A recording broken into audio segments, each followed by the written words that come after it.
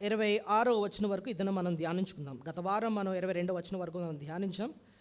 So ప్రభు సహాయం కోరుకుంటూ మనం లూకా సువార్త 9వ అధ్యాయము 23 నుంచి 26 వచనాలు 27 వరకు చదువుకుందాం. ఓకే. మరియు ఆయన అందరితో ఇట్లా, నేను ఎవడైనా నన్ను వెంబడింప గోరిన ఎడల తాను ఉపేక్షించుకొని ప్రతిదినము తన సిలువను ఎత్తుకొని నన్ను వెంబడింపవలెను. 24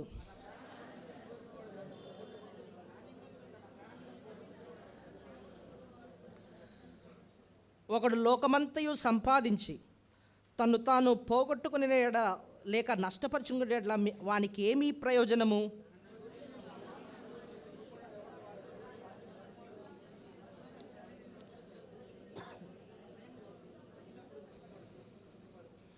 ఇక్కడ నిలిచి ఉన్న వారిలో కొందరు దేవుని రాజ్యమును చూచు వరకు మరణము రుచి చూడరని నేను మీతో నిశ్చయముగా చెప్పుచున్నాను. నేను ప్రార్థన చేసుకుందాం. పరిశుద్ర గొప్ప దేవ, సర్వశక్తిమంతుడా యేసే నీకు స్తోత్రాలు. ఈరోజు మరి బలవర్తమానంగా ఈ భాగాన్ని ధ్యానిస్తున్నాం. నీ సహాయం మాకు దయచేయండి. అజ్ఞానులము, బలహీనులము చాలా నేర్చుకోవాలి ప్రభువా. మేము చాలా మారాలి. కాబట్టి ఈ వాక్యం ద్వారా మాతో మాట్లాడి ఈ వాక్యం ద్వారా మాకెంతో మేలు చేయమని యేసు నామములో ప్రార్థన స్తుతించి ఈ సమయం మాకెంతో మేలుకరంగా చేయమని యేసు నామములో ప్రార్థన స్తుతించి బ్రతిమాలి వేడుకుచున్నాం తండ్రి. ఆమెన్. వాక్యం వల్ల ఒక మేలు ఏంటంటే గొప్ప లాభం కలుగుతుందటండి. వాక్యం వల్ల ఏం కలుగుతుంది? గొప్ప లాభం. కీర్తన 19వ అధ్యాయంలో ఆ మాట ఉంటుంది. ఈ వాక్యం విన్నప్పుడు మనకి గొప్ప లాభం. సో ఎప్పుడన్నా మనం వాక్యం విన్నప్పుడు వాడు గుర్తుపెట్టుకోవాలి, ఇది ఏమాత్రం కూడా మనకు నష్టం కలగదు. ఈ సమయం మనకెంతో ఏం చేస్తుంది? లాభాన్ని సమకూరుస్తుంది. కాబట్టి శ్రద్ధగా మనసు వాక్యం మీద పెట్టి వినాల్సిందిగా ప్రభుపేట కోరుతున్నాను. ఎక్కడన్నా మనం ఒకటి గమనిస్తుంది ఏంటంటే, ఎక్కడన్నా ఒరిజినల్ ఉందంటే దాని పక్కనే ఒకటి ఉంటుంది. ఏంటి? డూప్లికేట్ ఉంటుంది కదండి. ఒరిజినల్ ఉందంటే ఖచ్చితంగా డూప్లికేట్. ఒరిజినల్ లెదర్ ఉంది అని అన్నారు అనుకోండి, ఖచ్చితంగా ఏముంటుంది? డూప్లికేట్ లెదర్ కూడా ఉంటుంది కదండి. ఏదన్నా చూడండి, ఒరిజినల్ గోల్డ్ ఉందంటే డూప్లికేట్ రోల్డ్ గోల్డ్ ఉంటుంది. ఒకసారి మేము పూనాలో ఉండేటప్పుడు మా ఫ్రెండ్ రోడ్డు మీద జున్నుపాలు అమ్ముతున్నాడని చెప్పి బాటిల్ కొనుక్కొని వచ్చాడు. కానీ మనందరం కలిసి ఏం చేద్దాం, జున్ను చేద్దాం అని చెప్పి తీసుకొచ్చాడు అనమాట. తీసుకొని వస్తే మొత్తానికి దానికి 5 ప్యాకెట్లు పాలు కొనేసాం, అది చేసేసాం. యూట్యూబ్లో ఏమో జున్ను ఎలా చేయాలి ఇవన్నీ చూసి మొత్తానికి అన్నీ కలిపితే జున్ను అవ్వలేదు, మొత్తం వేస్ట్ అయిపోయింది. ఏంటంటే అసలు జున్ను పాలు కాదు, అది మామూలు పాలు నీళ్ళు కలిపేసి అమ్మేశాడు మా దగ్గర. సో అది జున్ను పాలన్నీ ఇది పెట్టేసిన మోసం చేశాడు, అంతేనా? సో ఒరిజినల్ జున్ను పాలు ఉన్నాయంటే ఖచ్చితంగా ఏముంటుంది? డూప్లికేట్ కూడా ఉంటుంది. ఈ విషయం ఎందుకు ఒరిజినల్ డూప్లికేట్ అంటున్నారండి అంటే, ఒరిజినల్ విశ్వాసులు ఉన్నారంటే డూప్లికేట్ విశ్వాసులు కూడా ఉంటారంటండి.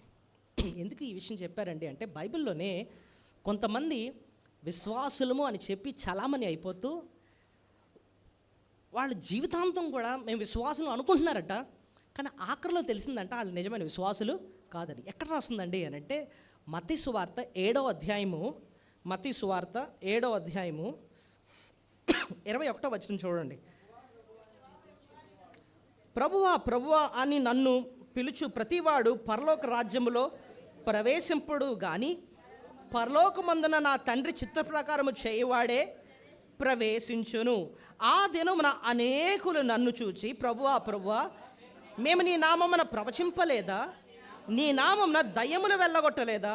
నీ నామమున అనేకమైన అద్భుతములు చేయలేదా అని చెప్పుదుందరు. అప్పుడు నేను మిమ్మల్ని ఎన్నడూ ఎరుగను, అక్రమం చేయువారులారా నా యొద్ద నుండి పొండని వారితో చెప్పుదును. చూడండి, యేసు ప్రభు ఆయన పలికిన మాట.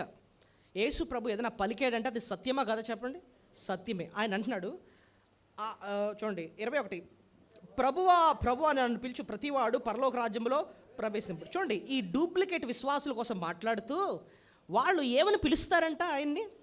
ప్రభువా ప్రభువా అని పిలుస్తారట. ఓకే, వాళ్ళు ఎక్కడికి ప్రవేశించరు? పరలోకంలో ప్రవేశించరు అని చెప్పి దాని వివరణ 22వ వచనంలో రాస్తున్నాడు చూడండి. ఆ దినమందు అనేకులు, కొంతమంది అనేకుల. సో నకిలీ విశ్వాసులు, డూప్లికేట్ విశ్వాసులు అనేకులు ఉంటారా, కొంతమంది ఉంటారా? అనేకులు. అది చాలా ఆలోచింపజేయాలి మనల్ని. సో ఎక్కువ శాతం అంటే నకిలీ వాళ్ళే ఉంటారట, విశ్వాసులు అన్నవాళ్ళు. అనేకులు నన్ను చూసి ఏమని పిలుస్తారు? ప్రభువా ప్రభువా అని పిలుస్తూ, మేము నీ నామమున ప్రవచింపలేదా? ప్రభుతో ఏమంటారట? నీ నామాన్న మేమేం చేసాం? ప్రవచించం అంటే నీ వాక్యాలు మేము చెప్పాం. ఇంకేమంటున్నారట? నీ నామాన్న దయ్యాలు వెళ్ళగొట్టాం, ఇంకా నీ నామమున అనేకమైన అద్భుతాలు. అంటే ఈ మాటలో ఏంటంటే నీ నామాన్న ఎంతో పరిచర్య మేము చేసాం, వాక్యాలు చెప్పాం, అద్భుతాలు చేసాం, అలా చేసాం ఇలా చేసామని చెప్పి గొప్ప గొప్పగా చెప్తూ ఉంటారట. ఇంకా అప్పుడు నేను మేమెన్నడను ఎరుగను ఆ మాట చూడండి.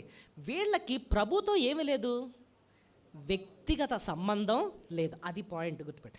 వీళ్ళు పరిచర్య అయితే చేస్తున్నారు కానీ దేవునితో వాళ్ళకి వ్యక్తిగత సంబంధం లేదనమాట. కాబట్టి వీళ్ళని ఏమంటారంటే నకిలీ విశ్వాసులు. చెప్పండి, వీళ్ళు తక్కువ మంది ఉంటారా, అనేకులు ఉంటారా? అనేకులు ఉంటారు. ప్రభువా అని పిలుస్తారు, ఎంతో పరిచర్య చేస్తూ ఉంటారు. కానీ ప్రభు అంటున్నాడు, నేను మిమ్మల్ని ఎన్నడూను ఎరుగను. అంటే మీకు నాకు వ్యక్తిగత సంబంధం లేనే లేదు. మొదటి సమయంలో కూడా ఇలాంటి బ్యాచ్ ఒకళ్ళు ఉన్నారు. ఎవరు చెప్పండి? వాళ్ళు దేవుని ఎరుగని వారే అన్న మాట ఉంది. ఎవరి గురించి? ఏలీ కుమారుల గురించి. చూడండి, మీరే చూడండి కావాలంటే. మొదటి సమయలు 2వ అధ్యాయము, మొదటి సమయలు 2వ అధ్యాయము 12వ వచనం. మొదటి సమయలు 2:12. ఏలీ కుమారులు యెహోవాను ఎరుగని వారే మిక్కిలి దుర్మార్గులై ఉండ్రి. అక్కడ మాట ఉంది. అసలు ఏలీ ఎవరు? ఒక ప్రవక్త, యాజకుడు. ఏలీ కుమారులు గొప్ప గొప్ప పరిచర్య చేస్తున్నారు, వీళ్ళే యాజక ధర్మాన్ని జరిపిస్తున్నారు. కానీ వీళ్ళ గురించి ఇచ్చిన స్టేట్మెంట్ ఏంటంటే యెహోవాను ఎరుగని వారే. అంటే అర్థం ఏంటి? వాళ్ళకి దేవునితో వ్యక్తిగత సంబంధం లేదన్నమాట. నకిలీ విశ్వాసులకున్న లక్షణం ఏంటంటే వాళ్ళు పరిచర్య అయితే చేస్తారు కానీ దేవునితో అసలు సంబంధమే వాళ్ళకి లేదు. ఈ లోకంలో అనేకులు ఉంటారు, అది చాలా ఇంపార్టెంట్. మనకు బోల్డ్ మంది పరిచర్య చేసేస్తున్నారు ఈ కాలంలో. బోల్డ్ మంది మేము పత్రికలు పనిచేస్తున్నాం, మేము వాక్యాలు చెప్పేస్తున్నాం, మేము అద్భుతాలు చేస్తున్నాం, మేము మందిరంలో ఎంతో పాటలు పాడుతున్నాం, అది చేస్తున్నాం. కానీ అనేకుల్లో ప్రభు అంటున్నాడు ఏంటంటే అనేకులు చాలామంది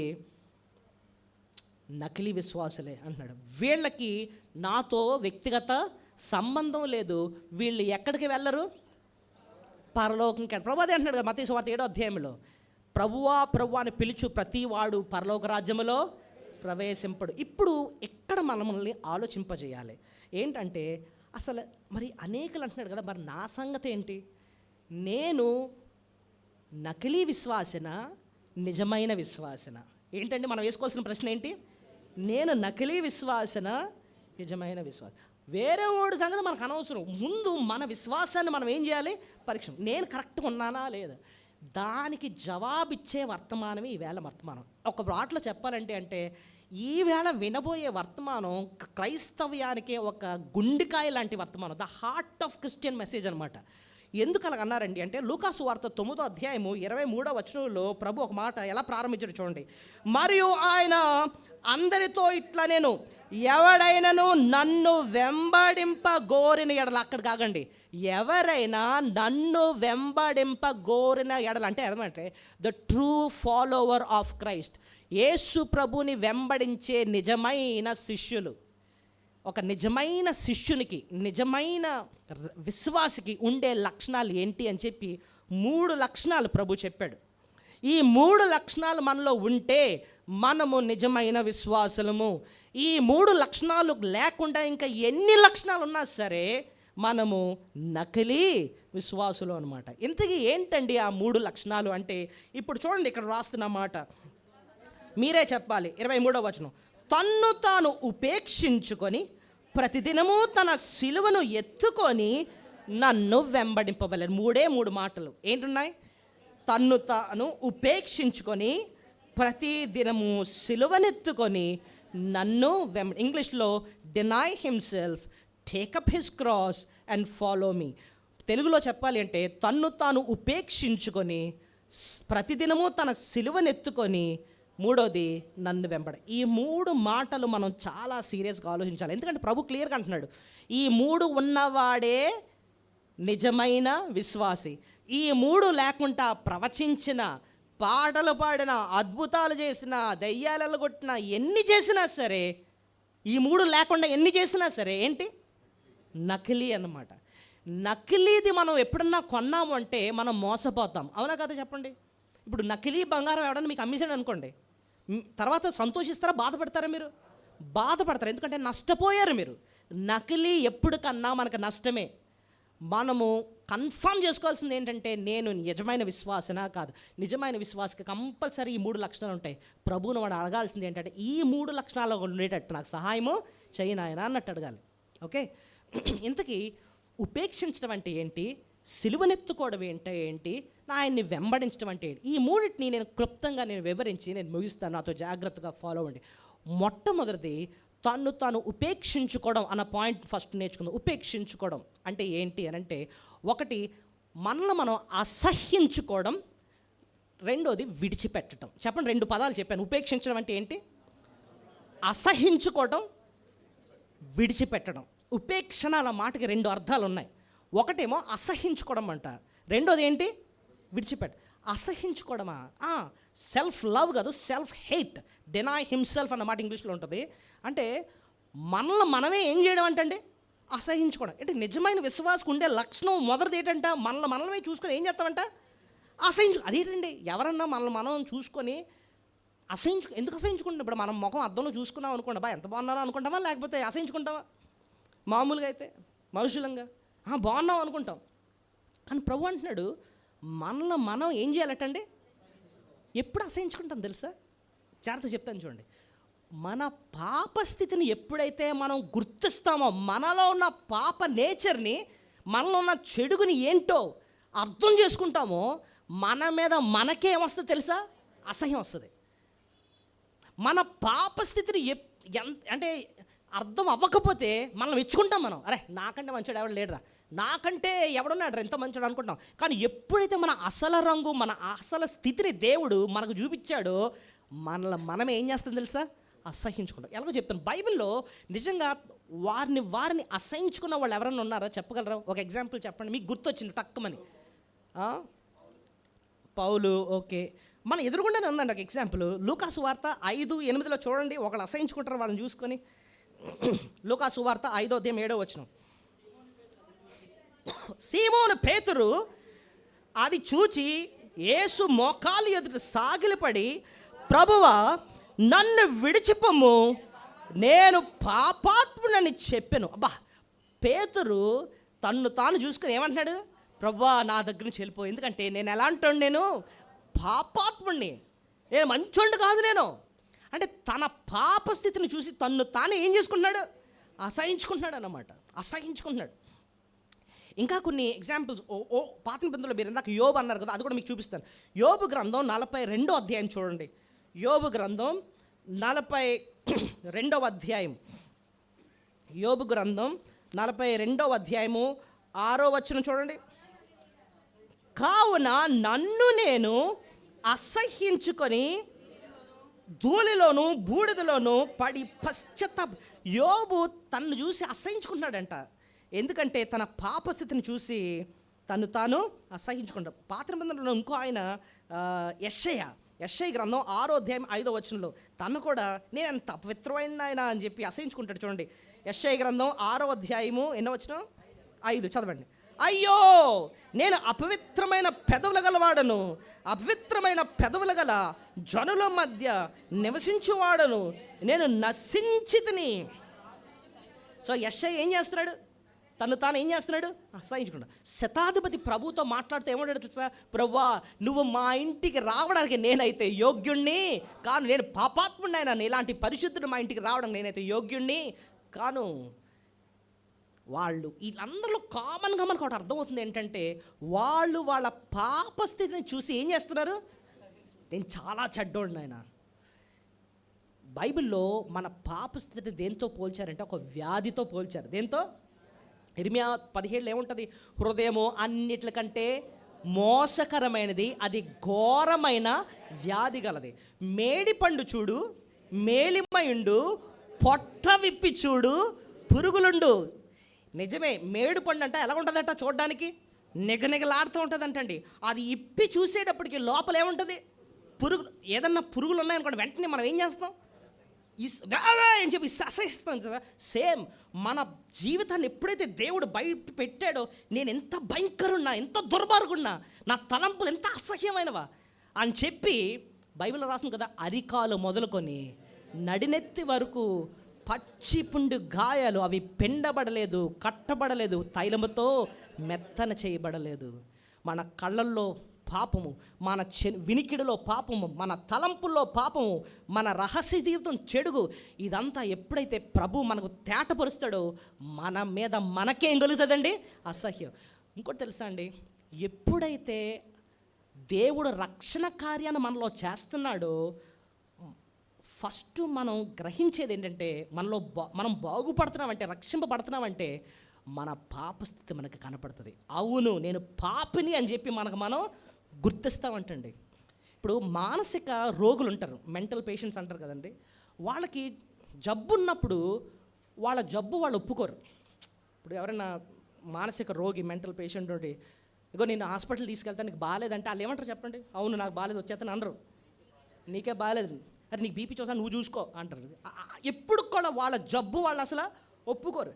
కానీ వీళ్ళు బాగుపడుతున్నారని డాక్టర్స్కి ఎలా తెలుసా, వాళ్ళు ఒప్పుకుంటారు, నిజమే నాకు కొంచెం ప్రాబ్లం ఉంది, సమస్య ఉంది, నేను ట్యాబ్లెట్లు వేసుకోవాలి, నేను బాగుపడాలని చెప్పి ఎప్పుడైతే ఆ రియలైజేషన్ వాళ్ళకి వస్తుందో, వాళ్ళు నిజంగా బాగుపడాలి. మనం రక్షింపబడుతున్నాము, నిజంగా రక్షణ కార్యమంలో జరుగుతుందంటే మన పాపస్థితిని మనం చూసి మనం ఏం చేస్తామంటే అసహించుకుంటాం.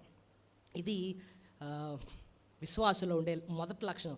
తన్ను తానే ఏం చేస్తాడట, ఉపేక్షించడం. అంటే ఒక మాట ఏం చెప్పాను, మనం ఏం చేయడం, అసహించుకోవడం. మీరు ఇందాక పౌలు గురించి అంటున్నారు, పౌలు గురించి కూడా ఆ విషయం నేను చెప్పగలను. పౌలు ఒక దగ్గర అంటాడు ఏంటంటే, నాలో మంచి అంటూ ఏమీ లేదంటాడు. ఎక్కడ అంటారు తెలుసా ఆ మాట, చూడండి, రోమిలకు రాసిన పత్రిక 7వ అధ్యాయము 18వ వచనం అనుకుంటండి, ఆ మాట అంటాడు.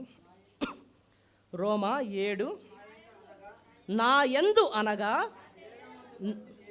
నా శరీరమందు మంచిది ఏదియు నివసింపదని నేను ఎరుగుదా. ఏమంటున్నాడు చెప్పండి, నా శరీరమందు ఏ మంచి లేదు, నేను చెడ్డోణ్ణి అంటున్నాడు అనమాట. పౌలు తన గురించి తాను చెప్పుకున్న స్టేట్మెంట్స్ ఏంటో తెలుసా, పాపులలో ప్రధాన పాపని, చీఫ్ ఆఫ్ సిన్నర్స్. పాపులందరిలో ఎవరన్నా ప్రెసిడెంట్ చేయాలంటే పాపుల్లో ప్రెసిడెంట్ నేనండి, అంత దుర్మార్గుడు నేను అంటాడనమాట. ఎవరు? పౌలు. అంటే తనలో ఏంటంటే భక్తిలో ఎదిగే కొలది, ఇప్పుడు చూడండి, ఆత్మీయ నేత్రాలు ఎలాంటివంటేనండి, చూడండి, శారీరక నేత్రాలకి ఆత్మీయ నేత్రాల తేడా ఏంటంటే, శారీరక నేత్రాలు వయసు అయ్యే కొలది ఏమవుతాయి, ఏమవుతూ ఉంటాయి, దృష్టి మందగిలుతూ ఉంటుంది, తగ్గిపోతూ ఉంటుంది. కానీ ఆత్మీయ నేత్రాలు ఎలాంటివి తెలుసా, భక్తిలో ఎదిగే కొలది ఇంకా తేట పడుతూ ఉండబడదు. అంటే వాక్యం ఇంకా తెలుసుకునే కొలది, భక్తులు ఇంకా ఎదిగే కొలది, నేను ఇంకా మారాల్సింది ఇంకా చాలా ఉంది.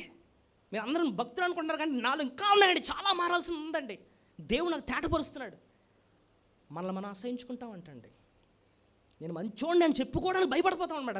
లేదు, నేను మారాల్సింది ఇంకా చాలా ఉందే అంటాం అనమాట. సో దేవుడు మనకు నేర్పిస్తున్న మొట్టమొదటి మాట ఏంటంటే, తను ఉపేక్షించుకోవడం అంటే మనల్ని మనం ఏం చేయడం అంట. మరి ఎప్పుడన్నా మనకు ఆ స్థితి, ఆ పరిస్థితి ఎప్పుడన్నా వచ్చిందా అండి? వాక్యం విన్నప్పుడు దేవుడు మన పాపాన్ని మనకు చూపిస్తున్నప్పుడు, చిచ్చే ఏంట్రా ఇంత అసహ్యంగా బ్రతుకుతున్నాను, నేను ఈ విషయంలో మారాలి, ఎంత వాక్యం వింటున్నా, ఎన్ని సంవత్సరాలు అవుతున్నా, నేను నాలో మార్పు రావట్లేదు ఏంటి అని చెప్పి మనలో మనకు ఆ అసహ్యం పుట్టిందా? అది లేకపోతే ప్రభువుని అడగాలి మనం. ఇంకో పదం కూడా చెప్పాను, ఉపేక్షించడం అంటే ఏంటని చెప్పాను, అసహించుకోవడం మాత్రమే కాకుండా విడిచిపెట్టడం. ఆ అండర్స్టాండింగ్కి ఎలా వచ్చిందండి అంటే, ఇక్కడే ఉంటుంది చూడండి, మన లూకా సువార్త 9వ అధ్యాయంలో మనం చదివిన భాగంలోనే 24వ వచనం చూడండి, 9:24. తన ప్రాణమును రక్షించుకునేవాడు దాన్ని పోగొట్టుకోవడం.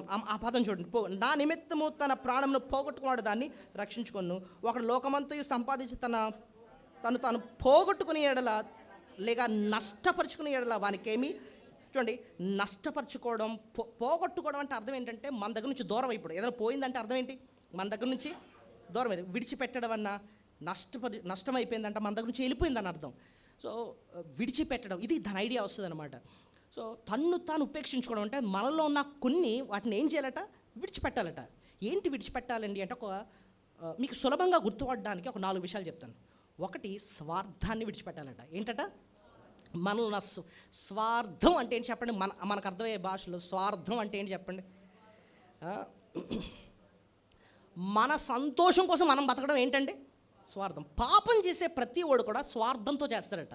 అంటే అర్థం ఏమంటాడు? ఏమండి, నేను ఎవరిని బాధ పెట్టలేదండి, నా సుఖం కోసం నేను ఏదో చేస్తున్నానండి, నా సంతోషం కోసం చేస్తున్నాను, ఎవరిని బాధ పెట్టట్లేదు కదండి, దానికి ఏం ప్రాబ్లం అండి? ఎస్, ఎవరిని బాధ పెట్టలేదు, కానీ ఒకళ్ళు బాధ పెడుతున్నాం. ఎవరిని? దేవాది దేవుణ్ణి. ఆయన మన పాపాన్ని చూస్తున్నప్పుడు ఆయన మనసు బద్దలైపోద్ది అనమాట. సంతాపమన్నంత బాధ వస్తూ ఉంటుంది ఆయనకు. అది అర్థం చేసి, ప్రభువా నేను నా సంతోషం కోసం నేను చేస్తున్నాను అనుకుంటున్నాను, కానీ ఇది నిన్ను బాధ పెడుతుందని ఇప్పుడు నాకు అర్థమైందని ఆయన అని చెప్పి, ఎప్పుడైతే ఇక నుంచి నిన్ను బాధ పెట్టను తండ్రి అని ఎప్పుడైతే నీ సంతోషం కోసం నేను బతుకుతాను అనడం, మన స్వార్థాన్ని ఏం చేసినట్టు? విడిచిపెట్టడం. సో మనం ఏం చేయాలి చెప్పండి? ఏది విడిచిపెట్టాలట? స్వార్థాన్ని మనం విడిచిపెట్టాలి. ఇంకా స్వార్థం మాత్రమే కాకుండా స్వనీతిని విడిచిపెట్టాలి. చెప్పండి ఇంకేంటి? తాను ఉపేక్షించడం అంటే తనలో ఉన్న స్వార్థము, అంతేకాకుండా తనలో ఉన్న స్వనీతి అంటే ఏంటి చెప్పండి? ఇంగ్లీష్లో సెల్ఫ్ రైచియస్నెస్ అంటాము. స్వనీతి అంటే సింపుల్గా చెప్పాలంటే మనం చేసిన పాపాన్ని కప్పుకోవడానికి చేసే ప్రయత్నాలే స్వనీతి పనులు. చెప్పండి, మనం చేసిన పాపాలని కప్పుకోవడానికి మనం చేసుకున్న ప్రయత్నాలే ఏంటట? స్వనీతి పనులు అంటారు. ఇప్పుడు ఇస్కరియోతు యోధ తప్పు చేస్తాడు. ఏం తప్పు చేస్తాడు? ప్రభునే 30 వెండి నాణేలకి అమ్మేశాడు. అనకంటే ముందు ముద్దు కూడా పెట్టాడు. ముద్దు పెట్టి అన్యాయంగా ఆయన్ని అప్పగించాడు. ఇప్పుడు వాళ్ళు ఏం చేస్తున్నారంటే ప్రభువును పట్టేసుకోండి, ఒకడు గుద్దుతున్నాడు, ఉమ్మి వేస్తున్నాడు, ప్రభువునేమో చిత్రహింసలు పెడతా ఉంటే వీడు తట్టుకోలేకపోయాడు. ఎవరు తప్పు చేస్తాను అని చెప్పి వాడికి లోపల ఇది మనసాక్షి గద్దించేస్తుంది. వెంటనే దాన్ని ఎలాగన్నా కప్పేసుకోవాలి. ఏం చేశాడు చెప్పండి? ముందు ఏం చేశాడు? ఆ డబ్బులు తీసుకెళ్ళి ఎవరి దగ్గర అయితే డబ్బులు తీసుకొని ప్రభుని అప్పగించాడు వాళ్ళకి ఇచ్చేస్తాను అన్నాడు. వాళ్ళు ఏమన్నారంటే ఈ డబ్బులు మాకు వద్దు అని అన్నాడు. మరి ఏం చేయాలి? ఇంకా మనసాక్షి గద్దిస్తుంది. వెంటనే వెళ్ళి దేవాలయంలో డబ్బులన్నింటినీ పాడేశాడు. నెక్స్ట్ ఇంకోటి ఏం చేశాడు? వెళ్ళి ఉరేసేసుకొని, అరే నేను చేసిన తప్పుగా నేను ఎలాగైనా శిక్షించుకోవాలి, ఏంటంటే ఇంకా నేను బతకూడదు, నన్ను నేనే ఏం చేస్తాను, చంపేసుకుంటాను అని చెప్పేసి వెళ్ళి ఉరిపోసేసుకున్నాడు. అంటే ఇప్పుడు చూడండి, తన పాపాన్ని తను కప్పుకోవడానికి తను తానే శిక్షించుకొని చేసే పనులు, వీటన్నిటిని ఏమంటారు చెప్పండి? ఆ స్వనీతి తనను రక్షిస్తుందా? రక్షించదు. డైరెక్ట్ నలుగురు వెళ్తారు అన్నమాట. మనుషులు వారి పాపాన్ని కప్పుకోవడానికి వాళ్ళు చేసే స్వనీతి కార్యాలు ఈ కాలంలో ఏంటో చెప్పండి? లోపల గిల్ట్, కొన్ని పాపాలు చేసేసాం, అవన్నీ కప్పేసుకోవడానికి కొన్ని చేద్దాం అనుకుంటారు. ఏంటేం చేస్తారు చెప్పండి? మనుషులు అన్నదానం చేస్తారు, కొన్ని మంచి పనులు. ఇంకేం చేస్తారు చెప్పండి? రక్తదానాలు చేసేస్తారు. ఇంకేం చేస్తారంటారు చెప్పండి? చెప్పండి. కొన్ని మంచి పనులు చేసేస్తూ ఉంటారు, పుణ్యకార్యాలు చేస్తూ ఉంటారు, ఈ పాపాలన్నింటినీ కప్పేసుకోవడానికి. ఏంటేం చేస్తుంటారు చెప్పండి? సమాజ సేవ చేస్తూ ఉంటారా?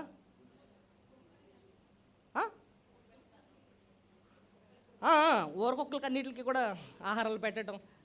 ఇంకా చెప్పండి. నేను చూసాను, ఒకళ్ళైతే ఫుల్ దొరిలేస్తున్నాడు ఈ చెవి నుంచి ఆ చెవికి. ఎందుకంటే అలా దొరికితే కొన్ని పాపాలు పోతాయి. వాడేం కట్టి కొట్టేసుకుంటున్నాడు, పట కొట్టేసుకుంటున్నాడు. కొంతమంది ఏం చేస్తున్నారంటే గుంజీలు తీసేయటం, తర్వాత ఇంకా అగ్గిలో నడిచేస్తున్నారండి, చెప్పులు తీసేసి అక్కడ కాలిపోతూ ఉంటే చూసే దానివల్ల దేవుడు చూసి ఏం చేస్తారట? బాగానే కాల్చుకుంటున్నారు కొంచెం అని చెప్పటి ఒక్కొక్క పాపం ఇవన్నీ ఏం చెప్పండి? మన పాపం పోవాలంటే ఒకే ఒక్క మార్గం ఏంటి చెప్పండి?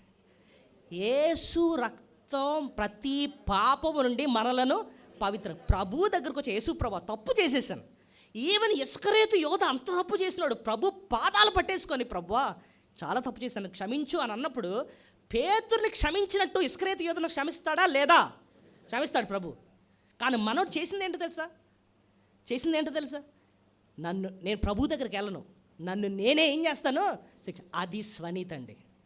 ప్రభు దగ్గరకు రాకుండా నువ్వు ఎన్ని పనులు చేసి అందులో ములిగి ఇందులో ములిగి ఆ దెబ్బలు తిని ఈ దెబ్బలు తిని, ఒక అతనైతే పాపాలు పోగొట్టుకోవడానికి తెల్లవారుజామున ఐస్ నీళ్ళతో స్నానం చేసేస్తున్నాడండి. నిజం, నేను మీకు తెలిసి ఇవన్నీ చల్ల నీళ్ళు ఫ్రిడ్జ్లో నీళ్ళతో స్నానం చేసేస్తున్నాడు. దానివల్ల కొంచెం పాపాలు, యేసు రక్తం ప్రతి పాపం నుండి మనల్ని పవిత్రులుగా చేస్తుంది. అది వదిలేసి నువ్వు చేసే ప్రతి పని కూడా స్వనీతి. సో ఏంటంటే వదిలిపెట్టాలంట, విడిచిపెట్టాలట, స్వార్థం విడిచిపెట్టాలి, స్వనీతి విడిచిపెట్టాలి, ఇంకోటి స్వఘనత. చెప్పండి, స్వఘన అంటే మీకు సులభంగా గుర్తుపెట్టుకోవడానికి ఈ పదాలు వాడుతున్నాను. స్వఘనత అంటే ఏంటో తెలుసా? ఎంతకాలం మనం ఎన్ని మంచి పనులు చేసినా సరే దేనికోసం చేసేవాళ్ళం? మన ఉద్దేశాలు ఏంటి? మనకేం రావాలి? ఘనత రావాలి, మనకు పేరు రావాలి. ఏదైనా చదివించామంటే అర్జెంట్గా అనౌన్స్మెంట్ ఇవ్వాలి మన గురించి.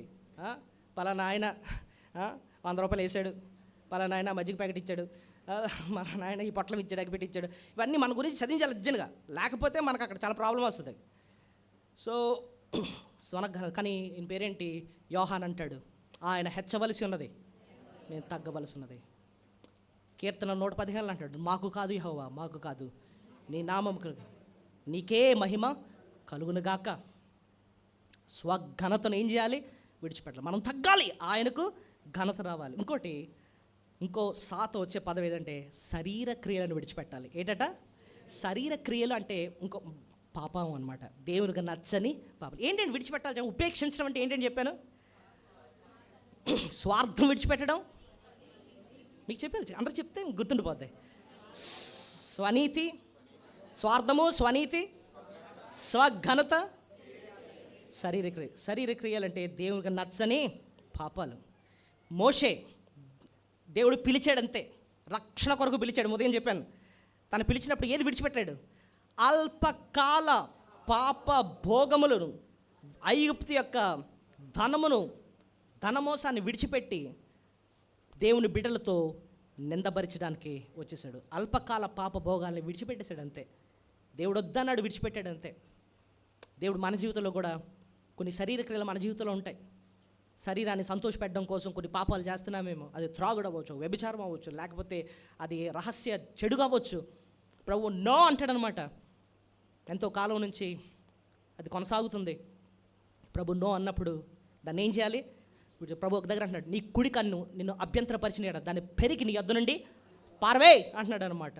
అంటే కొన్ని పాపాలు ఎంత ముఖ్యమైపోతాయంటే, అది కన్ను ఎంత ముఖ్యమో అంత ముఖ్యమైపోద్ది ఆ పాపం. దేవుడు అంటున్నాడు, అలాంటి పాపాన్ని కూడా నువ్వేం చేయాలి తెలుసా? కట్ చేయి అంటాడు అన్నమాట. చూడండి, పరలోకంకి వెళ్ళే ద్వారము ఎలాంటిది తెలుసా? ఇరుకు ద్వారం. చెప్పండి, ఇరుకు అంటే ఏంటి అర్థం? డోర్ చాలా ఎలా ఉంటుంది? చిన్నగా ఉంటుందట. నేను అంటే ఏరోప్లేన్లో ప్రయాణం చేసిన వాళ్ళకి ఇది తెలుస్తుంది. మనం ఎయిర్పోర్ట్కి వెళ్ళిన తర్వాత సెక్యూరిటీ చెక్ అంటారు. ఏముంటుంది? సెక్యూరిటీ చెక్ దగ్గర ఏం చేస్తారంటే, ముందు అందరు లైన్లో నించుంటారు. చిన్న డోర్ ఉంటుంది అక్కడ. ఓకే, ప్రతి ఒక్కడు ఏం చేయాలంటే వాడి దగ్గర ఉన్నవన్నీ కూడా ముందు పక్కన పెట్టేసి ఉన్న పాలంగా ఆ డోర్లోంచి బయటికి వెళ్ళాలి. నువ్వు 4 సూట్ కేసులు వేసుకొని వెళ్ళిపోయావు, మూసుకొని వెళ్ళావు, ఆ నెన్నిట్లో నేను దూరిపోతాను రా ఇందులోంచి ఎంత ఏమంటాడు చెప్పన్నాడు? అవన్నీ కూడా పక్కన పెట్టు. నేను ఒకసారి ఎయిర్పోర్ట్లో ఇలాగే అన్ని సూట్ కేసులు అన్నీ పక్కన పెట్టేశాను, నడుచుకుని వెళ్తూ ఉంటే ఏం సౌండ్ వచ్చింది. ఏట్రా సౌండ్ వచ్చింది అనేటప్పటికి అన్నాడు, ఏమన్నా నీ పాకెట్లో తీయనంటే ఇలా తీస్తూ ఉంటే ఏదో రూపాయి కాయిన్ ఏదో దొరికిందనమాట, తీసి అక్కడ పెట్టాను అన్నాడు. అది కూడా పెట్టాను. మళ్ళీ లోపలికి మనకు కొయ్యే ఉంది. ఏట్రా బాబు అంటే వాచ్ ఉండిపోయిందనమాట. ఎందుకంటే వాచ్కి మెటల్ ఉంటుంది కదా, అది కూడా తీయన్నాడు. మొత్తం అన్నీ తీసి, ఉంగరం ఏంటి మొత్తం అన్నీ మెటల్ అంటూ బాడీ మీద ఉండకూడదు, ఉన్న పాలంగా లోపలికి వెళ్ళాలన్నమాట అది. సో దేవుడు కూడా ఇరుకు ద్వారం, ఇది పరలోకంకి వెళ్ళే ద్వారం. ప్రతి పాపాన్ని కూడా నువ్వేం చేయాలి? నువ్వు విడిచిపెట్టు. అదొద్దు, ఇదొదులు. ప్రభు ఇవన్నీ పట్టుకుని నేను వచ్చేస్తానంటే దేవుడు అంటున్నాడు బయట ఉండి అంటాడు అనమాట. అర్థమవుతుందా మీకు? ఇది ఇరుకు ద్వారం. శారీరక క్రియలు ఏం చేయాలి? విడిచిపెట్టాల్సిందే. ఇది విడిచిపెట్టను అనుకుంటే వెళ్ళిపోతాం నరకానికి అన్నమాట. సో ఇదండి మనకి ఇప్పటివరకు ప్రభు నేర్పించింది. సో నిజమైన విశ్వాసకు ఉండే లక్షణం మొట్టమొదటి తన్ను తాను ఏం చేయడం? ఉపేక్షించుకోవడం. అంటే అర్థం ఏంటంటే, ఒకటి మనల్ని మనం అసహించుకోవడం, మన పాపాన్ని బట్టి అసహించుకోవడం, అంతేకాకుండా విడిచిపెట్టడం. స్వార్థం ఏంటి, స్వనీతి ఏంటి, స్వఘనత ఏంటి, శరీర క్రియలేంటి, విడిచిపెట్టాల్సిందే.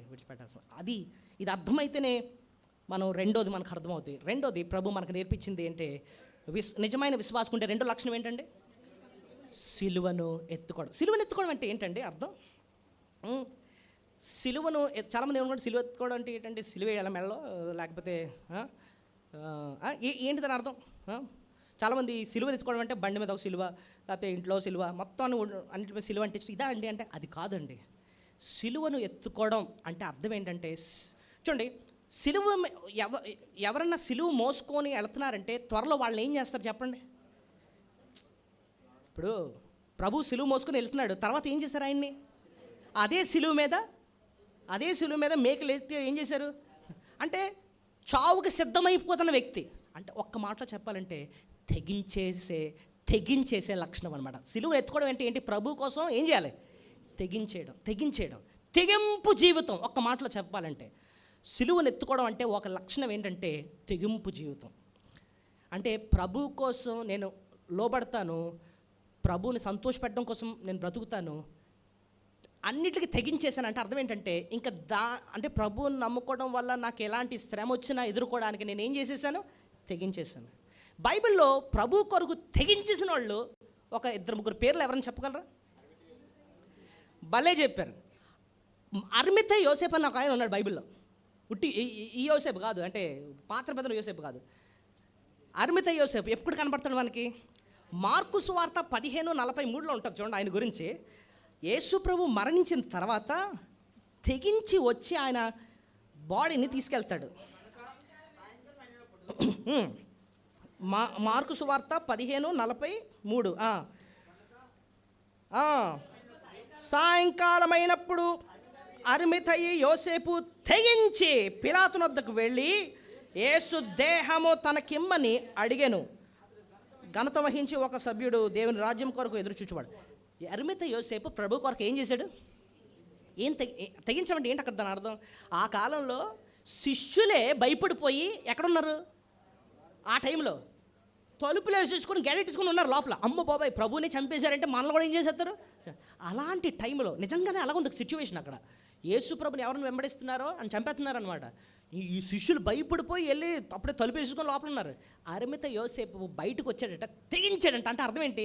చంపుతారా, చంపుకో, ఏం పర్లే, నేను ప్రభు కోసం నేను జీవిస్తాను అని చెప్పి వెళ్ళి పిలాతుని డైరెక్ట్గా వెళ్ళి నాకు ఆ బాడీ కావాలి, నేను వెళ్ళి సమాధి చేస్తానని చెప్పి తెగించేశాడట. ఏమైతే అవనే మహా అయితే ఏం చేస్తారు? ప్రాణం చేస్తారు, అంతేనా? ప్రభు కోసం అవసరమైతే ప్రాణం పెడతాం, ఏం పర్లే. సిలువను ఎత్తుకోవడం అంటే ప్రభు కొరకు ఏం చేయడం? తెగించడం. ఏంటి ఇదే టైంలో ఎవరైనా పెద్ద గన్ వేసుకొని వచ్చి ఎవడన్నా యేసు ప్రభు నమ్ముకున్నాను, నేను క్రైస్తవుని చెప్పి పేల్చేస్తాను అని అన్నారు అనుకోండి, ఎంతమంది నిలబడతారు చెప్పండి? నిజంగా AK-47 గన్ పెట్టుకొని వచ్చాడు అనుకోండి, తెగించిన వాళ్ళు ఏం చేస్తారు చెప్పండి? ఓహో అంతేనా, మహా అయితే చంపుతావా, అంతేనా? అరే ఇప్పుడే మేము నేర్చుకున్నారా బాబు, ఏది పరలోకపు పిలుపు గురించి.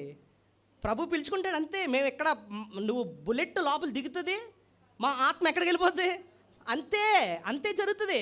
అంతకన్నా ఏం కాదు. ఆడికి ఎర్రెత్తిపోతాడు అనమాట. సో నిజమైన విశ్వాసం ఏం చేస్తాడు? ప్రాణాలకు కూడా లెక్క చేయడం అనమాట, తెగించేస్తాడు అనమాట. సో అరిమతయి యోసేపు ఒక ఎగ్జాంపుల్. ఇంకా పాత నిబంధనలు ఎవరైనా చెప్పగలరా తెగించిన వాళ్ళు, ప్రాణాలు తెగించిన వాళ్ళు? ఒక స్త్రీ గురించి చెప్పండి. Very good. ఎస్తేరు గ్రంథం 4:16 చూడండి. ఎస్తేరు గ్రంథం 4:16 మంచి స్టేట్మెంట్ ఒకటి మాట్లాడుతుందండి ఎస్తేరు. చూడండి, ఎస్తేర్ నెహెమ్యా తర్వాత ఉంటుంది. ఎస్తేర్ 4వ అధ్యాయము 16వ వచనం అనుకుంటా.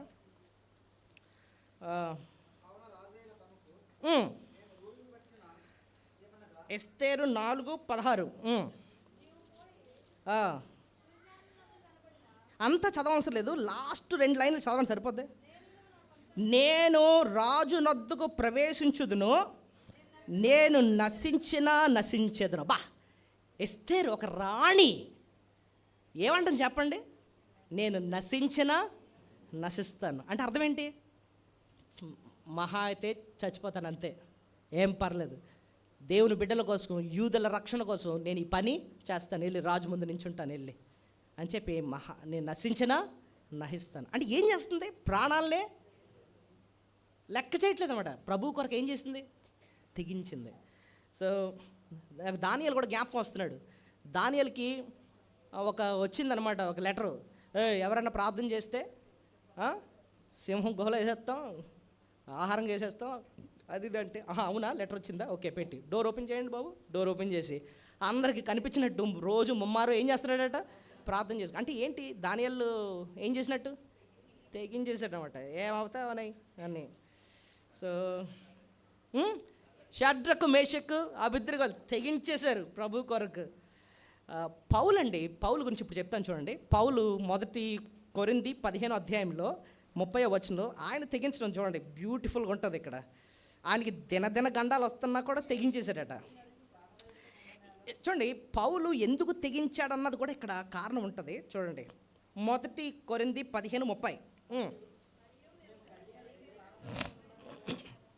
మరియు మేము గడియకు ప్రాణ భయముతో నుండనేలా సహోదరులారా, మన ప్రభువైన క్రీస్తు యేసునందు మిమ్మల్ని గురించి మీకు కలిగిన నిమిత్తము నేను దినదినము చనిపోవచ్చున్నానని చెప్తాను.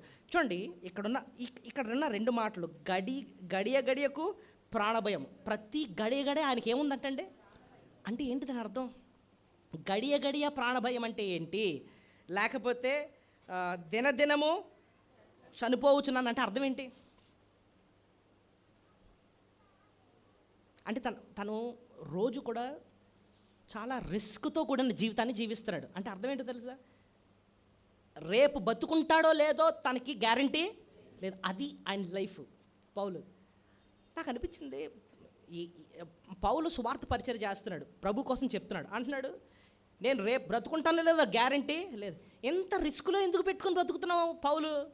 హ్యాపీగా అందరూ ఎలాగైతే భోజనం చేస్తూ ఎంజాయ్ చేస్తూ కొత్త కొనుక్కుంటూ ఎంజాయ్ చేసుకుంటూ అలా నువ్వు కూడా అలాగే బతకొచ్చు కదా, నువ్వెంత ఎంత రిస్క్తో బ్రతకడం అని చెప్పి పౌలు అడిగితే పౌలు ఇచ్చే జవాబు ఏంటో తెలుసా? 1 కొరింథీ 15లో 1 కొరింథీ 15 మీరు చదివితే మీకు అర్థమవుద్ది. 1 కొరింథీ 15 యొక్క సారాంశం ఏంటంటే పునరుద్ధానం. ఏంటంటే పునరుద్ధానం అంటే ఏమంటున్నాడంటే పౌలు, నాకు మోటివేషన్ ఏంటో తెలుసా? అంటే నన్ను అలా ప్రభు కొరకు లైఫ్ని రిస్క్లో పెట్టి బ్రతకడానికి గల కారణం, దాని మోటివేషన్ ఏంటంటే నాకు త్వరలో ఏం సిద్ధంగా ఉంది? పునరుద్ధానం. చెప్పండి. అంటే ఏంటి? నేను ఇక్కడ మరణిస్తాను, ఈ మృత్యమైన శరీరం ఏమవుద్ది? అమర్త్యత ధరిస్తుంది. ఈ క్షయమైన శరీరం ఏమొస్తుంది? అక్షయమైనదిగా మారుతుంది. నేను ప్రభుతో యుగాలు జీవించబోతాను. ఇంత పునరుద్ధానం నా కొరకు సిద్ధంగా ఉంది కాబట్టి ప్రభు కొరకు నేను తెగించి ఈ లోకంలో దినము కూడా ప్రాణ భయంతోనే నేను బతుకుతున్నాను. ఇదండి ఒక విశ్వాసి జీవితం. సిలువను ఎత్తుకోవడం అంటే ఏంటంటే ప్రభు కోసం ఏం చేయడం? తెగించి జీవించడం. మహా అయితే చంపుతారు అంతే కదా అన్నట్టుగా అన్నమాట. ఇంకోటి, అనుదినము సిలువను ఎత్తుకోవడం అంట. మాట చూడండి, అక్కడ రాసున్న మాట. మళ్ళీ లూకా సువార్త 9వ అధ్యాయం. ఆ అనుదినము అన్న మాట కూడా చాలా ముఖ్యం అండి. దేవునికి లోబడ్డం అన్నది ఏదన్నా ఒక సీజన్కి, ఒక రోజుకి సంబంధించిందా, లేకపోతే అనుదినమా? అక్కడ ఏం రాస్తున్న మాట చూడండి, కరెక్ట్ చదివి చెప్పండి నాకు. ప్రతిదినము తన సిలువను ఎత్తుకొని. సో భక్తి జీవితం అన్నది ఒక రోజుకి సంబంధించిందా, ఒక సీజన్కి సంబంధించిందా, లేదా ప్రతిదినమా? కొంతమంది భక్తి అంటే ఆదివారం, అంటే ఆదివారమే మనకు భక్తి, మరి మిగిలిన రోజులంటే మన ఇష్టం వచ్చినట్టు ఉండొచ్చు. కాదు, భక్తి అన్నది ఆదివారం సంబంధించింది కాదు. ప్రతిదినము అంటే అర్థం ఏంటి? ప్రతిరోజు ప్రభు కొరకు నమ్మకంగా మనము జీవించడం. కొంతమంది ఏంటంటే సీజను, ఏ సీజను బలి చెప్పారు, శ్రమ దినాలు కదండి, కాబట్టి ఈ సీజన్లో మేము ఈ 40 రోజులు మాత్రం ఏం చేస్తాం? చాలా నిష్ఠగా భక్తిగా. దాని తర్వాత మళ్ళీ మన ఇష్టం. ఇది ఏదో సీజన్కి సంబంధించింది కాదు భక్తి, లేకపోతే ఏదో క్రిస్మస్ టైంలో కొత్త సంవత్సరం ఆవేళ భక్తి చేసేసి అది కాదండి. ప్రతి దినము ప్రభు కొరకు నమ్మకంగా జీవించటం. సో అనుదినము సిలువను ఎత్తుకోవడం అంటే it's a daily process. So ప్రతిరోజు కష్టమైన తెగించి ప్రభు కొరకు నమ్మకంగా జీవించటం. ఆ సిలువ ద్వారానే శక్తి పొంది ప్రభు ప్రాణం పెట్టింది పాప క్షమాపణ మాత్రమే కాకుండా అనుదినము మనల్ని బలపరిచి ఆ భక్తిలో కొనసాగడానికి ఆయన మన కోసం ప్రాణం పెట్టాడు. కాబట్టి మనం పరిశుద్ధంగా జీవించడం కోసమని ఆయన మన కొరకు రక్తం చిందించినట్టుగా మనం చూస్తాం 1 పేతురు 2:24. సో ప్రభు దగ్గర శక్తి పొంది అనుదినము కూడా ప్రభుకు లోబడి ప్రభు కోసం తెగించి జీవించే జీవితం సిలువనెత్తుకునే జీవితం. మూడో మాట మనం త్వరగా చూసి ముగించుకుందాం. మూడోది ఏంటి? ఉపేక్షించుకోవడం, సిలువనెత్తుకోవడం, ప్రభుని ఏం చేయడం? వెంబడించడం. ప్రభువుని వెంబడించడం అంటే అర్థం ఏంటి అని అంటే ప్రభువుకి లోబడి జీవించడం. సో క్రైస్తవ జీవితం అంటే ఏదో ప్రభుని అభిమానించే జీవితం కాదు. చాలామందికి ప్రభు అంటే అభిమానం, కానీ నిజమైన విశ్వాసకు ఉండే లక్షణం ఏంటంటే అభిమానం కాదు, ఏంటట? లోబడటం. సో నిజమైన శిష్యులు ఏం చేస్తారు? ప్రభు మాటకి లోబడతారు. నా గొర్రె నా స్వరమును వింటది, అది నన్ను ఏం చేస్తుంది? వెంబడిస్తుంది. అంటే అర్థం ఏంటి? అని చెప్పిన మాటకు లోబడుతుంది అనమాట. నేను మిమ్మల్ని ఒక క్వశ్చన్ అడుగుతాను. ఆరాధన అంటే ఏంటంటే మనం ఆరాధన చేయడానికి వచ్చామంటాం. అసలు ఆరాధన అన్న మాటకి అర్థం ఏంటి చెప్పండి?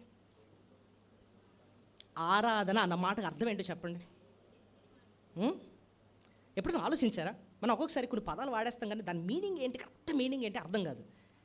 ఆరాధన, ఈవేళ ఆరాధనకు వచ్చామండి అంటాం. ఆరాధన అంటే ఏంటి అసలు?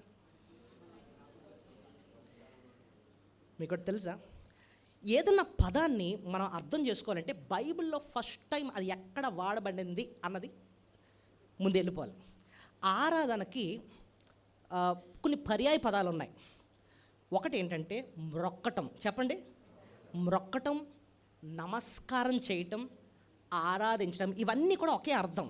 ఆరాధన అన్నా, నమస్కరించడం అన్నా, ఇంకోటి ఏంటి మ్రొక్కటం అన్నా ఒకే అర్థం, ఆరాధన. ఓకే, ఇది ఫస్ట్ టైం బైబిల్లో ఎక్కడ వాడబడింది, ఎవరు వాడారండి అంటే అబ్రహాం వాడతాడు. ఎవరండి?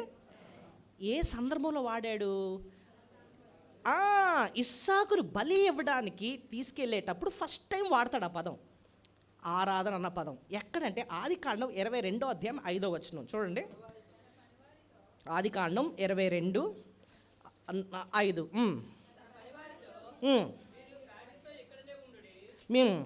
మీరు ఈ కాడితో ఇక్కడనే ఉండుడి,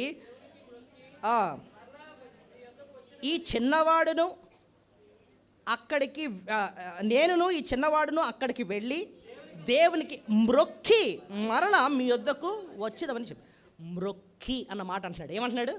మ్రొక్కి అన్న మాటకి అర్థమే ఏంటో చెప్పండి. ఇందాక చెప్పాను కదా, మ్రొక్కటం అన్నా, నమస్కరించడం అన్నా, ఆరాధించడం అన్నా ఒకటే. మ్రొక్కటం అంటే ఏంటి? ఇప్పుడు ఆ సందర్భం మీకు తెప్పి సందర్భాన్ని బట్టి మనం ఆ వర్డ్ మీనింగ్ ఏంటో మనం చెప్పాలి. దేవుడు ఆ ముందు రోజు అబ్రహాంకి ఒక పని చెప్పాడు. ఏంటి ఆ పని? బాబు, నీ దగ్గర ఉన్న ఏకైక కుమారుడు ఆ ఇస్సాకుని తీసుకెళ్ళి నువ్వేం చేయాలి? బలి అర్పించాలని చెప్పి ఒక పని అప్పచెప్పాడు. ఓకే, ఒక పని అప్పచెప్పాడు, ఒక ఆజ్ఞ ఇచ్చాడు అనమాట. సో అబ్రహాము ఉదయాన్నే లేచాడు, అంటే వెంటనే లోబడుతున్నాడు, ఇష్టంగా లోబడుతున్నాడు, పూర్తిగా లోబడుతున్నాడు. ఆ దేవుని మాటకి వెంటనే పూర్తిగా ఇష్టంగా లోబడటమే ఏంటి చెప్పండి? ఆరాధించడం. అది చాలామంది ఆరాధించడం అంటే జస్ట్ ఏదో పాట పాడడమో, నమస్కారం పెట్టడం, వచ్చేయడం, అది కాదు. అసలు వర్డ్ మీనింగ్ ఏంటంటే ఆయన మాటకి ఇష్టంగా పూర్తిగా వెంటనే ఏం చేయడం? లోబడ్డం. అబ్రహాము దగ్గర నుంచి అది నేర్చుకున్నాడు. అది చాలా విలువగా ఎంచుకున్నాడు. ప్రభువా, ఇస్సాకుని సంతోషం పెట్టడం కన్నా ఇస్సాకు అంటే నువ్వు నాకు విలువ, నీ మాట నాకు విలువ, నువ్వు ఇచ్చిన ఆజ్ఞ నాకు విలువ, కాబట్టి నువ్వు చెప్పిన ఆజ్ఞకు నేను వెంటనే సంతోషంగా పూర్తిగా లోబడతాను నాయన అని చెప్పి వచ్చి మొక్కుతున్నాడు. మ్రొక్కటం అన్న ఆరాధించడం అంటే అది. ఆయన మాటకి పూర్తిగా ఇష్టంగా లోబడడం, అది వెంబడించడం అండి. దీనికి ఇంకా మీకు సపోర్టింగ్ వర్స్ కావాలండి అని అంటే కీర్తన 95 తీయండి, చెప్తాను. చాలా ఇంపార్టెంట్, చెప్పి నేను ముగిస్తాను. కీర్తన 95. కీర్తన 95. నేను ఈ కీర్తన 95 చెప్పకముందు మిమ్మల్ని ఒక క్వశ్చన్ అడుగుతాను. మీకు ఆరాధన అంటే ఏంటో ఇప్పుడు కొంత అర్థమైంది. స్తుతి అంటే ఏంటండి ఇంతకీ? చూడండి, చాలామంది స్తుతి ఆరాధన అంటాం. స్తుతి అంటే ఏంటి? ఇంగ్లీష్లో ప్రైజ్ అండ్ వర్షిప్ అంటాం కదా. స్తుతి అంటే ఏంటి, ఆరాధన అంటే ఏంటి మీరు చెప్పేశారు. ఏంటి ఆరాధన అంటే ఏం చెప్పారు? ఆయనకి వెంటనే ఇష్టంగా పూర్తిగా లోబడ్డం, అది ఆరాధన అండి అంటున్నాం. మరి స్తుతి అంటే ఏంటి? స్తుతి చూడండి, స్తుతి అన్న పదానికి ముఖస్థుతి అంటాం. అంటే అర్థం ఏంటి? ఒక వ్యక్తి యొక్క గొప్పతనాన్ని ఆ వ్యక్తి దగ్గర ఒప్పుకోవడం ఏంటండి? ముఖస్థుతి చేయడం. ఒక ప్రభుని మనం స్తుతించడం అంటే ఆయన యొక్క గొప్పతనాన్ని అర్థం చేసుకొని ఆయన దగ్గర నోటితో ఒప్పుకోవడమే ఏంటండి? స్తుతించడం. ఓకే, ఆయన గొప్పతనాన్ని నోటితో ఒప్పుకోవడమే స్తుతించడం. ఇప్పుడు కీర్తన 95 ఎందుకండి మీరు తీయమన్నారంటే ఈ 2 పదాలకి మీనింగ్ ఇది ఇస్తుంది అనమాట. కీర్తన 95 ఏ పదాలు చెప్పండి? స్తుతి, ఆరాధన. ఇప్పుడు చూడండి, కీర్తన 95 ఎన్ని వచనాలు ఉన్నాయి? 11 వచనాలు ఉన్నాయి. ఒకవేళ ఈ 11 వచనాలు 2 భాగాల కింద చేయాలనుకోండి, మొదటి 6 వచనాలు ఒక భాగము, 7 నుంచి 11 రెండో భాగం అనమాట. ఓకే, ఇది 2 భాగాలుగా మీరు ఎందుకు డివైడ్ చేశారండి అంటే, రండి అన్న పదంతో ప్రారంభం అవుద్ది మొదటి వచనం. చూడండి, రండి యెహోవాను గురించి ఉత్సాహధ్వని చదువు. వెయిట్ మళ్ళీ 7వ వచనం చూడండి, దేంతో ప్రారంభమైంది? మళ్ళీ రండి. సో ఇక్కడ క్లియర్గా మళ్ళీ ఇంకా రండిని ఎక్కడ ఉండదు, ఈ 11 వచనాలు ఎక్కడ ఉండదు. సో ఈ మొదటి 6 వచనాలు ఒక విషయం కోసం మాట్లాడుతుంది. దేనికోసం అంటే స్తుతి కోసం మాట్లాడుతుంది. 7వ వచనం నుంచి 11 దేనికోసం మాట్లాడుతుంది తెలుసా? ఆరాధన లేదా నమస్కారం గురించి మాట్లాడుతుంది. ఇప్పుడు చూడండి, ఈ మొదటి 6 వచనాలు స్తుతి అన్న పదం ఎక్కడుందో చూడండి. కృతజ్ఞతా స్తుతి అని ఉంటుంది. 2వ వచనం అంటే చూడండి, మన రక్షణ దుర్గను బట్టి సంతోష గానము చేయుదము కృతజ్ఞతా స్తుతులతో ఆయన సన్నిధికి. సో ఈ మొదటి 6 వచనాలు దేనికోసం మాట్లాడుతున్నాయి చెప్పాలి, మీరే చెప్పాలి. స్తుతి. నేను ఇందాక చెప్పాను, స్తుతి అంటే ఏంటి? ఒక వ్యక్తి యొక్క గొప్పతనాన్ని అర్థం చేసుకుని ఒప్పుకోవడం. భక్తుడు ఆయన గొప్పతనాన్ని ఎలా అర్థం చేసుకున్నాడు తెలుసా? ఇక్కడ వరుసగా 3వ వచనం రాస్తాడు, యెహోవా మహాదేవుడైన దేవతలందరికీ పైన మహాత్మ్యం గల మహారాజు అయిన భూమి అగాధ స్థలములు ఆయన చేతిలో ఉన్నవి, పర్వత శిఖరములు ఆయనవే. ఓకే, ఇవన్నీ కూడా ఏం చేస్తున్నాడు? దేవుని కోసం ఉన్నతంగా అర్థం చేసుకుని నోటుతో ఏం చేస్తున్నాడు? ఒప్పుకుంటున్నాడు. దాన్ని ఏం చేయడం? స్తుతించడం. ఇప్పుడు మనం ఇది 2వ వర్తమానం వింటున్నాం. మొదటి వర్తమానం అంతా ఏం చేసాం? దేవుణ్ణి స్తుతించాం, అంతేనా? ఆయన గురించి అర్థం చేసుకుని, నిర్మాకాండ 3వ అధ్యాయం గురించి అర్థం చేసుకుని నోటితో స్తుతించాం. మరి ఆరాధన అంటే ఏంటి? ఇక్కడ 7వ వచనం నుంచి చూద్దాం. చూడండి, 7వ వచనం కూడా ఎలా ప్రారంభమైంది? రండి నమస్కారం చేద్దాం. ఇప్పుడు ఏం చేద్దాం మనం? ఇందాకేమో స్తుతిద్దాం, ఇప్పుడు ఏం చేద్దాం? నేను ఇందాక అన్నాను కదా, మ్రొక్కటం అన్నా నమస్కారం చేయడం అన్నా ఆరాధించడం అన్న ఒకటే. మీకు ఇంకా క్లారిటీ కావాలంటే ఇదే వచ్చిన ఇంగ్లీష్లో ఏమంటుంది తెలుసా? O come let us worship and bow down అని ఉంటుంది. మనకి ఇంతకుముందు ఇక్కడ ఒక వచనం ఉండేది, ఓ కమ్ లెటస్ అంటే రండి నమస్కారం చేసి సాగిలపడదాం, రండి వర్షిప్ చేద్దాం, ఆరాధన చేద్దాం. ఇప్పుడు ఆరాధన అంటే ఏంటో 7వ వచనం నుంచి రాసుకుంటూ వస్తున్నాడు అనమాట. స్తుతి అంటే ఏంటో అర్థమైపోయింది, గొప్పతనాన్ని అర్థం చేసుకుని ఒప్పుకోవడం. ఇందాక మీరు ఆల్రెడీ నాకు చెప్పారు ఏంటి ఆరాధన అంటే ఏంటని చెప్పారు. ఆయన చెప్పిన ఆజ్ఞకు వెంటనే ఇష్టంగా పూర్తిగా దానికోసం మాట్లాడతాడు. ఇప్పుడు మీరు చూడండి 7వ వచనం నుంచి, రండి నమస్కారం చేసి సాగిలపడదాము, మన సృజించిన యెహోవా సన్నిధిని మోకరిద్దాము, నేడు మీరు ఆయన మాట అంగీకరించిన ఎడల ఎంత మేలు. వెయిట్ దేనికోసం మాట్లాడుతున్నాడు? మాట అంగీకరించడం. మాట అంగీకరించడం అంటే ఏంటి? ఆయన మాటకి ఏం చేయడం? లోబడ్డం. ఇప్పుడు చెప్పండి, ఆరాధన అంటే ఏంటి? ఆయన మాటకి ఏం చేయడం? లోబడ్డం. ఇంకా చూడండి నెక్స్ట్ లైన్ అంటున్నాడు, అరణ్యమందు మెరీబా యొద్దు మీరు కఠినపరుచుకొనినట్లు, మస్సా దినమందు మీరు కఠినపరుచుకున్నట్లు మీ హృదయములను కఠినపరుచుకోవద్దు. అంటే అర్థం ఏంటంటే ఆ ప్రాంతాల్లో మెరీబా దగ్గర మస్సా దగ్గర ఇశ్రాయేల్ ప్రజలు వారి హృదయాన్ని ఏం చేసుకున్నారట అంటే దేవుని మాటకు లోబడలేదట. అందువల్ల వారు కనానులోకి ప్రవేశించలేదు. కానీ మీరు హృదయాన్ని అలా కఠినపరుచుకోకుండా దేవుడు చెప్పిన మాటకు మీరేం చేయాలి? లోబడిపోండి. అదే నిజమైన ఆరాధన, అదే నిజమైన మొక్కుబడి. అర్థమవుతుంది మీకు? స్తుతి అంటే ఏంటి, ఆరాధన ఇప్పుడు చెప్పండి నాకు. స్తుతి అంటే ఒక వ్యక్తి యొక్క గొప్పతనాన్ని అర్థం చేసుకొని నోటితో ఒప్పుకోవటం. ఆరాధన అంటే ఏంటంటే ఆయన మాటకి వెంటనే ఏం చేయడం, మనం లోబడ్డం. ఇప్పుడు రెండో వర్తమానంలో మనం అదే చేస్తున్నాం. బల్లకి వెళ్ళకముందు ఏం చేస్తున్నాం? ప్రభువా నేనేం చేయాలో చెప్పిన ఆయన పలానా ఇలా జీవించాలి, ఉపేక్షించాలి, తన సిలువను ఎత్తుకోవాలి, ప్రభువుని ఏం చేయాలి, వెంబడి అర్థం. ఇదిగో నాయన నా జీవితాన్ని నీకు సమర్పించుకుంటున్నా, నీ మాటకు నేను లోబడుతున్నాను అని చెప్పి ఎప్పుడైతే మనం లోబడుతున్నామో అది నిజంగా నువ్వు చేస్తుంది ఏంటి, ఆరాధన అన్నమాట. అర్థమైందా మీకు? మనందరం స్తుతి ఆరాధన చేద్దామంటే ఒకటి పాట పాడేసుకొని వచ్చి కూర్చుందామంటే అసలు నువ్వు చేసింది సగమే, స్తుతించావు అంతే, ఆరాధన ఇంకా చేయలేనట్టు. ఆరాధన అంటే నీ జీవితాన్నే ఆయనకి మాటకి ఆయన వాక్యానికి ఏం చేయడం, సమర్పించేసుకోవడం, లోబడిపోవడం అనమాట. అది ఆరాధన అంటే. కీర్తన 95 అంత సత్యం ఉంది. సో ఆయన వెంబడించడం అంటే ఒక మాటలో చెప్పాలంటే నీ జీవితమే ఒక ఆరాధనగా ఉండడం అన్నమాట. ఇలాంటి వాళ్ళేనండి నిజమైన విశ్వాసులు. నిజమైన విశ్వాసం ఉండే 3 లక్షణాలు ఏంటి చెప్పండి? తను తాను ఉపేక్షించుకోవడం, సిలువనెత్తడం, ఎప్పుడెప్పుడు ప్రతి దినము సిలువెత్తుకోవడం, ప్రభువుని ఏం చేయడం, వెంబడించడం, ఆయన మాటకు లోబడ్డం అనమాట. ఈ 3 లక్షణాలు మనం ఉన్నాయో లేదో పరీక్షించుకుందాం. బలలో పాల్గొని దయచేసి మోకరించండి, ప్రార్థన చేసుకుందాం. పరిశుద్ధుడా, గొప్ప దేవ, సర్వశక్తిమంతుడా, యేసయ్యా నీకు స్తోత్రాలు. దేవా